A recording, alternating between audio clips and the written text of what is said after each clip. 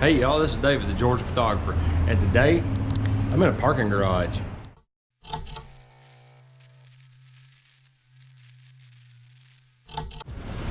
This parking garage is brought to you courtesy of the city of Chattanooga.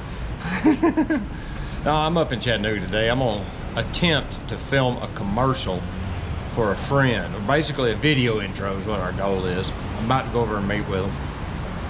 If I can get some decent footage, I may see if I can include a little bit in this video too. Two things. One, I have a Facebook user group. It's called the Georgia Photographer Gathering. I want you guys to be aware of it.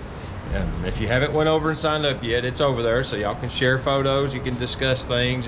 I created a user group because the user group just works better. It allows better interaction. Currently, I have it somehow set to where I have to approve the applications. So I periodically go over and check for them.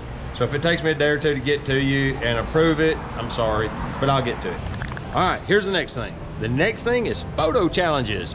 What I want to do today is give you the new challenge. The new challenge is negative space. I want to use negative space because no one ever photographs negative space. They always want to photograph the positive space. No one really thinks about it. When I did my Petra video, there's a couple of photos in there while I was in that big canyon, and the negative space gives a lot to the photo. But then I found another photo I took recently when I was at the Triple Crown of the campfire that we was at that used negative space to great advantage as well. It kind of puts you in the moment. All of them come together, and I decided, hey, I think I'll just make the photography challenge about negative space this time. Thought that makes good sense, so I'm just gonna try that. A week from the day this video goes live, I will build, that's when it'll end, and I'll build the video showing off y'all's work, just like the last one, and we'll go from there. So the challenge is negative space. I have been doing experiments with my XT3 and the focus peaking functionality with manual lenses, and I've come to some conclusions. Well, mainly one conclusion. Focus peaking doesn't really help me a lot. It gets me close. I don't use it for my absolute focus point because I found that it misses focus pretty regularly.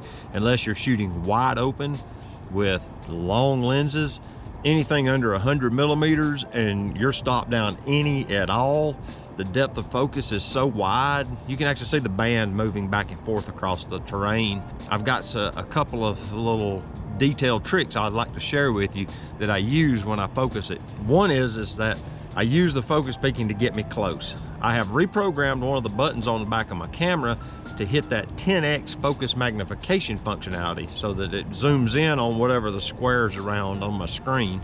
Then I can actually focus it until that item is sharp. And then when you half press the shutter, it goes back to the full frame for composition, then you just take the photo. That's how I have to do it to get an accurate photograph out of the XT3. If I just try to run the focus peaking, what I typically find is I miss focus. It wants to put it to where, I guess the center of that band of focus is dead focus. Sometimes it's hard to tell where that region of focus is as you're dialing it back and forth. Say, if you're pretty close to your subject, the depth of field is kind of shallow, and it's pretty easy to get that focus. But when you get back about 8 or 10 feet, and you get a composition maybe 10 feet, 15 feet maybe, the depth of field has grown maybe 3 foot wide. Well, it's not really 3 feet wide, I have found. It's only maybe 2 feet wide. And if you don't zoom in and make sure what you're looking at in the screen is what you want in focus, it won't be.